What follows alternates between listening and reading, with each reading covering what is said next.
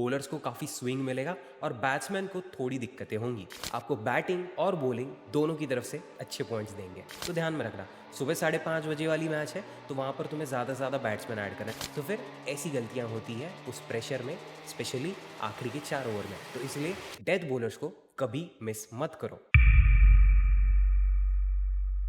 Series पे series और multiple matches हम देख रहे हैं दोस्तों, और मैं काफ़ी खुश हूँ इस बार। क्यों? क्योंकि कबड्डी में हमें काफ़ी अच्छा रिस्पांस मिला है, हमने इतने अच्छे एनालिसिस वाले वीडियो बनाए। और जब मैं ये कह रहा था कि मल्टीपल सीरीज हम देख रहे हैं, तो देखो आज के इस वीडियो में हम बात करने वाले हैं BBL के बारे में, बिग बैश लीग। और आज का वीडियो स्पेसिफिकली उसी पर डेडिकेट हम करेंगे। मैं आपको बताने वाला हूँ क्या आपको करना है, कैसे आपको यहाँ पर टीम बनानी है, कैसे आपको खुद से रेडी रहना है एज अ फैंटेसी प्लेयर। बहुत सारी चीज़ें कंसिडर करनी पड़ती है, सिर्फ एक टीम बनाकर या फिर जो मैं टीम्स दूंगा अपने टेलीग्राम चैनल पे उसे कॉपी करके कॉन्टेस्ट ज्वाइन कर लिया ना, इतना आसान नहीं रहता। क्योंकि मल्टीपल मैचेस आपको देखने को मिलेंगी, दिन में अलग अलग टाइमिंग पर ये मैचेस होंगी। ऑस्ट्रेलिया में मैचेस हो रही है, तो फिर वहाँ पर रात है, सुबह है, यहाँ पर क्या हो रहा है, यहाँ पर आपके पास टाइम रहेगा क्या वो मैचेस ज्वाइन करने का। अगर वहाँ पर दिन में मैच हो रही है, तो फिर क्या एडवांटेज आपको देखने को मिल सकता है, आपको क्या चेंजेस करनी पड़ेंगी अपनी टीम में। और वही अगर मैच रात को हो रहा है, तब आपको कौन से प्लेयर्स को ऐड करना है, पेसर्स को ऐड करना है या फिर स्पिनर्स को ऐड करना है, बैट्समैन को ड्रॉप करना है,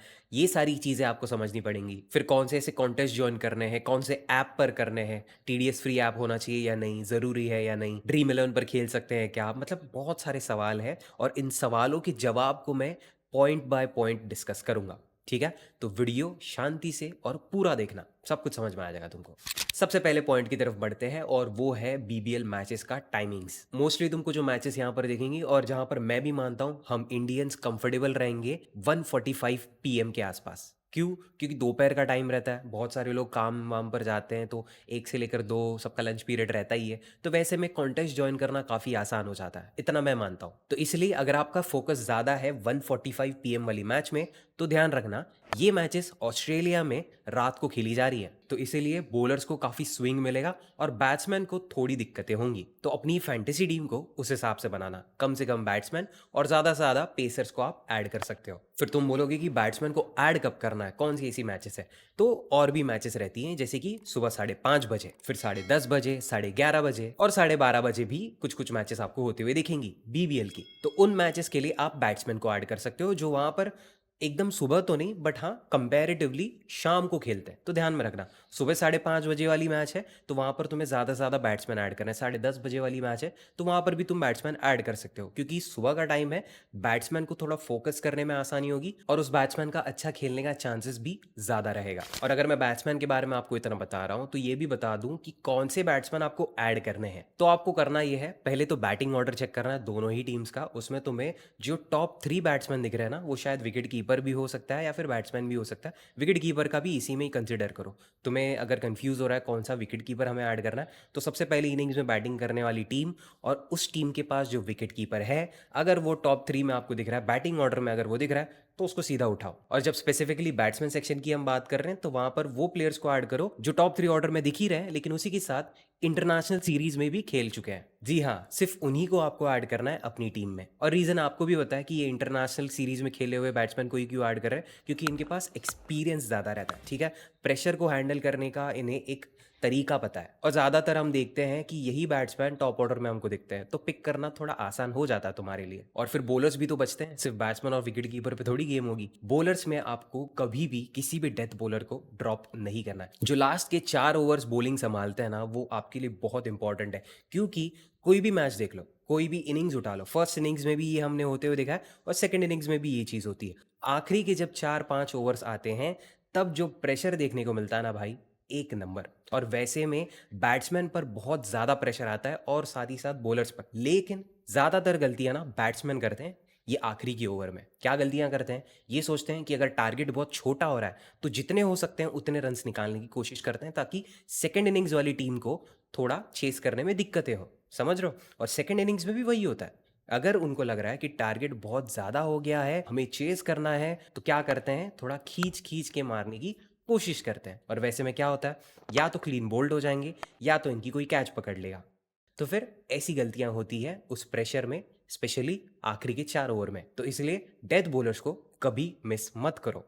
अब बैट्समैन हो गया, विकेट कीपर हो गया, बॉलर हो गया, ऑलराउंडर का क्या? ये एक्चुअली बहुत इंटरेस्टिंग पार्ट है, क्योंकि ऑस्ट्रेलिया में ना जितने भी तुम क्रिकेट प्लेयर्स देखोगे, इन सभी को बैटिंग और बॉलिंग दोनों अच्छे से आती है, और इसी वजह से हम देखते हैं ऑस्ट्रेलियन प्लेयर्स ज़्यादातर ऑलराउंडर्स होते हैं। तो फिर काफ़ी सिंपल हो जाता है। बीबीएल सीरीज में आप जो ऑस्ट्रेलियन प्लेयर्स को खेलते हुए देख रहे हो, उसमें आपको कैप्टन और वाइस कैप्टन ऑलराउंडर को ही बनाना है, क्योंकि ये आपको बैटिंग और बॉलिंग दोनों की तरफ से अच्छे पॉइंट्स देंगे। अब मैंने तुमको एक रफ आइडिया दे दिया कि कैसे तुम्हें अपनी टीम को स्ट्रक्चर करना है। विकेट कीपर सेक्शन में तुम कैसे पिक्स कर सकते हो, बैट्समैन सेक्शन में कितने एग्जैक्टली प्लेयर्स ऐड हो सकते हैं और किस टाइप के बैट्समैन ऐड करने हैं, ठीक है, वो भी मैंने तुमको बता दिया। फिर मैंने ऑलराउंडर सेक्शन के बारे में बताया, वहां पर तो बहुत सारे प्लेयर्स हैं, तो तुम्हारे ऊपर आता है कि कौन से प्लेयर्स को हम ऐड कर रहे हैं, उस प्लेयर का फॉर्म कैसा है, वो सब तो बेसिक चीज़ है, मैं एक्सपेक्ट करता हूँ तुम्हें ये पता होंगी। और फिर मैंने बॉलर्स के बारे में बताया। बॉलर्स में भी देखो, मैचेस के टाइमिंग से बहुत फर्क पड़ता है। जहाँ पर स्विंग ज़्यादा होगा, उस मैचेस में आपको पेसर्स को ज़्यादा ऐड करना है। और जो सुबह सुबह हमारे यहाँ पर, जहाँ पर इंडिया का जो टाइम है, सुबह 5:30 बजे वाली मैचेस रहेंगी, तो वहाँ पर थोड़े स्पिनर्स भी आप ऐड कर सकते हो, क्योंकि दिन का टाइम है, थोड़ा ह्यूमिडिटी कम रहेगी, तो तुम कुछ स्पिनर्स भी ऐड कर सकते हो जिनका फॉर्म अच्छा चल रहा है, ठीक है। अब इन सबको मिलाकर तो तुम अपनी टीम बना ही दोगे। मैं भी अपनी तरफ से एक परफेक्ट टीम दे ही दूंगा अपने टेलीग्राम चैनल पे। बट इन्वेस्टमेंट वो कहाँ करना है, कितना करना है, कैसे करना है, ये बहुत इंपॉर्टेंट है, क्योंकि टीम देने वाले लाखों बैठे हैं और आप भी खुद से एक टीम बना सकते हो। लेकिन सही तरीके से इस बीबीएल सीरीज में आपको कैसा इन्वेस्ट करना है, वो मैं आपको बताता हूँ। देखो, टोटल 44 मैचेस हैं, ठीक है, 44। और मैं कहता हूँ इन सारी मैचेस में इन्वेस्ट करो। बट जब आप इन्वेस्ट करते हो, तो ऐसा मत करना कि शुरुआत की कुछ 10 मैचेस में मैंने इतना इतना छोटा अमाउंट लगाया है, फिर आगे की 10 मैचेस आएंगी तो उसमें थोड़ा और बढ़ाऊंगा, फिर आगे की 10 आएंगी उसमें और बढ़ाऊंगा। नहीं, सारी मैचेस के लिए बेसिकली तुम जैसे मंथली चार्ट बनाते थे, जो मैंने पहले अपनी इन्वेस्टमेंट वाले वीडियोस में तुमको समझाया था, मंथली चार्ट हम बनाते थे कि इतनी मैचेस रहेंगी तो मैं इतना ही लगाऊंगा, उससे ज़्यादा 1 रुपया नहीं डालूंगा। सेम चीज़ तुमको करनी है। एक प्लान बनाओ 44 मैचेस का, वो 44 मैचेस के लिए एक बजट तुम्हारा फाइनलाइज करो, ओवरऑल बजट है 44 मैचेस का, फिर उसको डिवाइड करो 44 मैचेस के लिए, समझ रहे हो, और उस अमाउंट को तुम्हें पर मैच में लगाना है। सिर्फ वही अमाउंट तुमको डेली लगाना है हर एक मैच में। अब मान के चलते हैं एक अमाउंट आ गई है वो पर मैच की तुम्हारे पास, अब उसका क्या करना है, ठीक है, उसे भी तुम्हें मल्टीपल कॉन्टेस्ट के लिए डिवाइड करना है। मैं कहूंगा 4 मेंबर कॉन्टेस्ट ज्वाइन करो, ठीक है। और 4 मेंबर ही क्यों? क्योंकि यहां पर जब तुम मल्टीपल कॉन्टेस्ट ज्वाइन करोगे, मान के चलो 10 कॉन्टेस्ट, मिनिमम 10 कॉन्टेस्ट, हाँ 20 करने तो 20 करो, वो तुम्हारे बजट पर डिपेंड करता है, लेकिन हाँ मिनिमम 10 कॉन्टेस्ट ज्वाइन करो। और जब 10 कॉन्टेस्ट तुम 4 मेंबर वाले ज्वाइन करोगे, उसमें से मैं कहता हूँ तुम्हारी टीम 72 से 72 भी परफॉर्म कर गई, और तुम 10 में से 4 कॉन्टेस्ट भी जीत गए। 4 कॉन्टेस्ट जीतना ये इतना मुश्किल तो है नहीं, वो भी जीत गए, तो भी तुम प्रॉफिट में तो रहोगे, बहुत मिनिमम प्रॉफिट रहेगा। लेकिन मैं मानता हूं जितना तुम्हारा पैसा लगा था उतना तो वापस आ जाता है, तो एटलीस्ट तुम नुकसान में तो नहीं हो, समझ रहे हो। फिर एक दिन ऐसा भी आएगा जब तुम 4 नहीं, तुम 5 कॉन्टेस्ट जीतोगे। फिर एक दिन आएगा जहां पर 8 कॉन्टेस्ट जीतते हो। एक दिन आएगा जहां पर 10 के 10 कॉन्टेस्ट जीत जाओगे, तो उस दिन तो तुम प्रॉफिट ही प्रॉफिट पे हो। फिर एक दिन ऐसा भी रहेगा जहां पर तुम 0 कॉन्टेस्ट जीतते हो, तो फिर ये जो 10 कॉन्टेस्ट जीते थे कोई ना कोई दिन तुमने, तो वहां का प्रॉफिट उस लॉस को कंपनसेट जरूर करेगा। तो इसलिए मैं कह रहा हूँ सभी दिन के लिए तुम्हारी इन्वेस्टमेंट सेम होनी चाहिए, ताकि तुम इन 44 मैचेस खत्म होने के बाद, बीबीएल सीरीज खत्म होने के बाद, उसको ट्रैक कर सको कि कितना मैंने पैसा लगा दिया था और कितना मेरा प्रॉफिट बना है इस पूरे सीरीज में, समझ रहे हो। तो स्मार्टली खेलो और इन्वेस्ट भी उसी तरीके से करो। अब मैं मानता हूँ हमारे ऑडियंस में काफ़ी ऐसे लोग हैं जो बड़ा गेम खेलते हैं, मतलब अच्छा खासा अमाउंट करते हैं इन्वेस्ट और अच्छा खासा प्रॉफिट बना भी लेते हैं। अब ये चीज़ तो ऑब्वियसली वो जानते हैं, मुझे उनको बताने की ज़रूरत नहीं है। बट कुछ लोग हैं जो शायद अभी ग्रो कर रहे हैं, अभी अच्छा टाइम चल रहा है उनका, तो मैं उनको सिर्फ सजेस्ट करना चाहूँगा टीडीएस फ्री ऐप्स पर खेलो भाई, क्योंकि यहाँ पर तुम्हारा एक्चुअली फ़ायदा होता है। एक मोमेंट के लिए ये भूल जाते हैं कि यहाँ पर मेरा, किसी का, चौथे पाँचवें इंसान का किसी का फ़ायदा नहीं, सिर्फ तुम्हारा फ़ायदा होगा। वो कैसे होगा?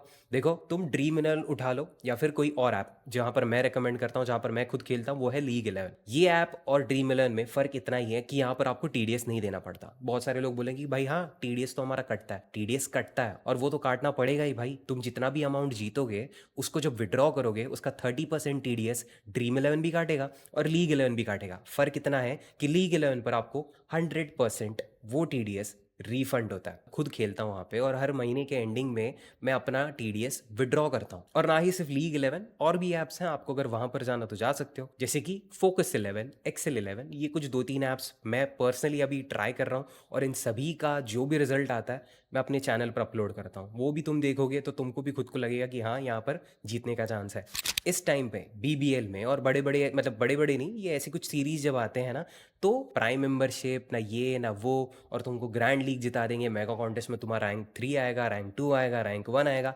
ऐसे लोगों को पैसे मत दो। मैं बोलता हूँ तुम किसी स्कैमर को 4-5 हज़ार देने वाले थे ये सोच के कि तुम रातों रात करोड़पति बन जाओगे, तो वही 4-5 हज़ार अगर तुमने खुद से लगाए होते, मैं बोलता हूँ उस 5 हज़ार का तुमने एक एक रुपया उड़ा दिया, हार गए तुम, तो भी एटलीस्ट वो 5 हज़ार लगाते लगाते तुम्हें एक्सपीरियंस तो आता है कि भाई मैं ये गलत कर बैठा था, अगली बार ये तो नहीं करूंगा। तो मुझे वो ज़्यादा वर्थ इट लगता है, ठीक है, कि खुद के एक्सपीरियंस को गेन करने के लिए मैंने इतने पैसे गंवाए, ये नहीं कि वो पैसे दे दिए किसी को कि ले भाई अब मुझे करोड़पति बना। ऐसे नहीं होता भाई। तो ध्यान रखो, ऐसे कोई स्कैमर्स के पास जाओ मत, किसी भी टीम के लिए पैसा मत दो। फ्री में अगर मिल रही है तो लगाओ, वरना खुद का दिमाग लगाओ। सिंपल सी बात है, ठीक है। तो जो भी इन्फॉर्मेशन मैंने तुम्हारे साथ शेयर की है उसमें ज़रा भी तुमको डाउट लगे या फिर कुछ दिक्कतें हो तो कमेंट सेक्शन में आओ, पूछो, बताओ, और हेल्प करने की कोशिश करेंगे हम एक दूसरे की, ठीक है। वीडियो पसंद आया हो दोस्तों एक लाइक करते हो जाना और सब्सक्राइब करते हो जाना। क्यों? क्योंकि हम 50,000 के बहुत करीब है भाई। 50 के सब्सक्राइबर्स हो जाएंगे तो थोड़ा मोटिवेशन आएगा और कुछ नहीं, ठीक है। बस आज की इस वीडियो के लिए इतना ही था दोस्तों। Thank you so much for watching till the end and I see you in the next one. Bye bye and take care. चलो।